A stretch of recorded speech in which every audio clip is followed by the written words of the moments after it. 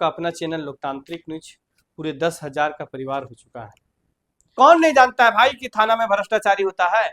कौन नहीं जानता है कि हॉस्पिटल में भ्रष्टाचारी नहीं होता है? कौन नहीं जानता है कि आज सरकारी स्कूल का हुलिया क्या है?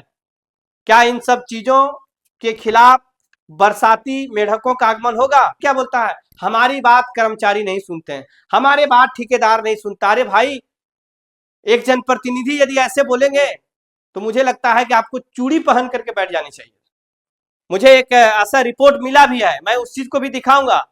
एक महिला, बुजुर्ग महिला जिसका उम्र लगभग 65 साल से भी अधिक है, उन्होंने बोली कि मैं 50 रुपये भाड़ा खर्च करके और डॉक्टर साहब के पास आए थे, लेकिन यहां पता चला कि वो डॉक्टर ही नहीं है।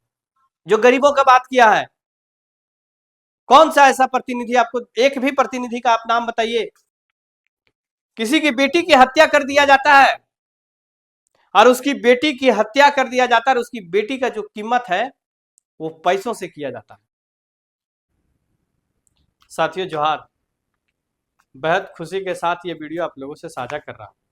साथियों, आज आपका अपना चैनल लोकतांत्रिक न्यूज पूरे 10,000 का परिवार हो चुका है और ये परिवार के पीछे का संघर्ष पिछले 7 माह का है। मुझे यकीन नहीं था कि आप लोगों का इतना प्यार और आशीर्वाद हमें प्राप्त होगा, लेकिन इसके लिए आप लोगों को तहे दिल से धन्यवाद करता हूं। साथियों, मैं इस खुशी की घड़ी में आप लोगों से ये वादा करता हूं कि मैं कभी सच के साथ समझौता नहीं करूंगा। मैं हमेशा सच को सच और झूठ को झूठ दिखाने का प्रयास करूंगा। साथियों, मैं जब से थाना की सच्चाई, हॉस्पिटल की सच्चाई, ब्लॉक की सच्चाई, चाहे वह स्कूल की सच्चाई मैंने दिखाने का प्रयास किया हूं और मैं जब से दिखा रहा हूं, तब से कोई ऐसा दिन नहीं होता होगा जो मेरे पास 10 ऐसी फोन नहीं आती हुई। मेरे पास प्रत्येक दिन 10 ऐसे कॉल आते हैं। किसी का फोन रोते हुए फोन आता है। आप सोचिए ना, कोई अपराधी के द्वारा यदि किसी का बेटी का मर्डर कर दिया जाता है और वो अपराधी उसकी आंखों के सामने में घूमता है, तो आप अनुमान लगाइए कि उन मां के साथ क्या बीतता होगा। किसी की बेटी की हत्या कर दिया जाता है और उसकी बेटी की हत्या कर दिया जाता है और उसकी बेटी का जो कीमत है वो पैसों से किया जाता है। क्या ऐसे थानेदार है जिससे मैंने बात किया हूं और सच्चाई जानने का प्रयास किया हूं? मैं कैमरा के सामने में ये चीज बोल रहा हूं।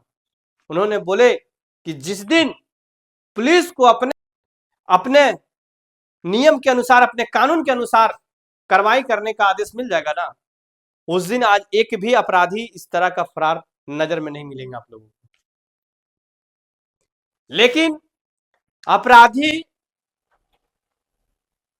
और ये प्रशासन के बीच में एक शब्द आता है जो होता है पैरवी, और ये पैरवी शब्द उस पीड़ित परिवार को न्याय नहीं मिल पाता है, नहीं दिला पाता है। ये पैरवी शब्द के कारण उन पीड़ितों को न्याय नहीं मिल पाता है। अरे कौन नहीं जानता है भाई कि थाना में भ्रष्टाचारी होता है? कौन नहीं जानता है कि हॉस्पिटल में भ्रष्टाचारी नहीं होता है? कौन नहीं जानता है कि आज सरकारी स्कूल का हुलिया क्या है? क्या इन सब चीजों के खिलाफ बरसाती मेढकों का आगमन होगा? क्या बरसाती मेढक इन सब चीजों के खिलाफ बोलेंगे? अरे नहीं बोलेंगे भाई। उनको तो चुनाव लड़ना है। 4 महीना, 4 साल, 9 महीना वो तो सोया रहेगा। 2 महीना आएगा, जनता के बीच में बड़े बड़े वादे करेंगे। अरे कौन सा ऐसा प्रतिनिधि है, कौन सा विपक्ष है जो गरीबों का बात किया है? कौन सा ऐसा प्रतिनिधि, आपको एक भी प्रतिनिधि का आप नाम बताइए जो विपक्ष की भूमिका निभाते हुए और गरीबों के लिए आवाज उठाए हैं? कोई आपको ऐसा देखने को लिए नहीं मिलेगा। हर कोई को ये चीज पता है कि भ्रष्टाचारी होता है, लेकिन उसके खिलाफ कोई नहीं बोलने के लिए तैयार होंगे। पता प्रतिनिधि क्या बोलता है, हमारी बात कर्मचारी नहीं सुनते हैं, हमारे बात ठेकेदार नहीं सुनता। अरे भाई, एक जनप्रतिनिधि यदि ऐसे बोलेंगे तो मुझे लगता है कि आपको चूड़ी पहन करके बैठ जानी चाहिए। चूड़ी पहन करके आप लोगों को बैठ जाना चाहिए। आपके पीछे 1000 नहीं, 2000 नहीं, 5000 लोगों की ताकत होती है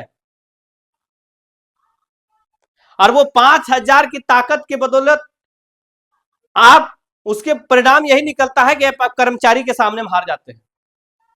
एक ठेकेदार आपका बात नहीं सुन पाता, एक कर्मचारी आपका बात नहीं सुन पाता, एक डॉक्टर आपका बात नहीं सुन पाता है। सोचिए ना, भाड़ा खर्चा करके आप बढ़ी, मुझे एक ऐसा रिपोर्ट मिला भी है, मैं उस चीज को भी दिखाऊंगा। एक महिला, बुजुर्ग महिला जिसका उम्र लगभग 65 साल से भी अधिक है, उन्होंने बोली कि मैं 50 रुपया भाड़ा खर्च करके और डॉक्टर साहब के पास आए थे, लेकिन यहां पता चला कि वो डॉक्टर ही नहीं है। फिर वो पुनः बेचारी उसी दर्द में तड़पते हुए वापस लौट के चली गई। तो तमाम ऐसी चीज है जहां पे भ्रष्टाचारी ओपन हो रहा है, लेकिन सबको सिर्फ और सिर्फ चुनाव से मतलब है, सबको सिर्फ और सिर्फ चुनाव से मतलब है। सब तो सवाल सत्ताधारी से करता है। अरे भाई, किसी विपक्ष से भी करो, किसी विपक्ष से भी तो आप सवाल कीजिए कि आप क्यों नहीं आवाज उठाते हैं, सिर्फ चुनाव के समय में आप नजर आते हैं। इन सब चीजों को बस आप लोग इसी तरह से आशीर्वाद बनाए रखें। मैं सारे इन भ्रष्टाचारियों के खिलाफ हमेशा मैं आवाज उठाऊंगा। मैं ये नहीं कह रहा हूं कि सारे भ्रष्टाचारी को खत्म कर दूंगा,